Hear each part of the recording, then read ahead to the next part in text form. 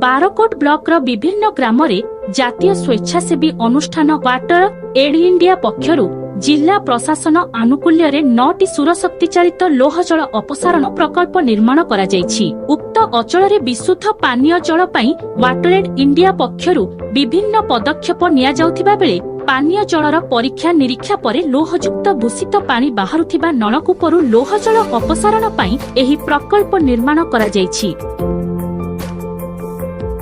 एही अवसर में आज बंपरदा ग्राम पंचायत सभागृह उक्त प्रकल्पर उद्घाटनी सभा एवं प्रकल्पर परिचालना और रक्षणाबेक्षण निमंते आलोचना चक्र अनुष्ठित होई जायछि। वाटर एड इंडिया सीमाचल पंडांक सयोजन अनुष्ठित एही कार्यक्रम रे मुख्य अतिथि भावे देवगढ़ विधायक रोमाच रंजन विश्वाल एवं सम्मानित अतिथि भावे बंपरका सरपंच नमिता साहू, पंचायत निर्वाही अधिकारी जसोधर किसान एवं ग्राम्य जल और परिमल विभाग कनिष्ठ जंत्री नुएल मुंडा जोग देइथिले।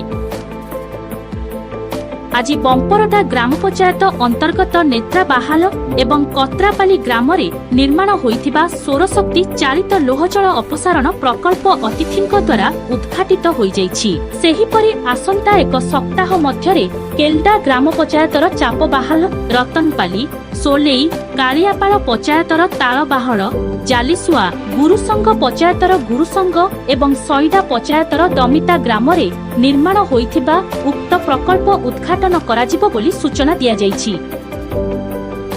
उक्त प्रकल्पर उद्घाटन परे स्थानीय ग्रामवासी सुविधारे विशुद्ध पानीय जल पाई पारिबे बोली कुहा जायछि। प्रत्येक प्रकल्प पई 2,30,000 टंका खर्च होइथिबा जणा पड़िछि। एही कार्यक्रम रे उक्त 9टी प्रकल्प अधीनस्थ जल और परिमल कमिटी सदस्य एवं शताधिक महिला और पुरुष सामिल होइथिले।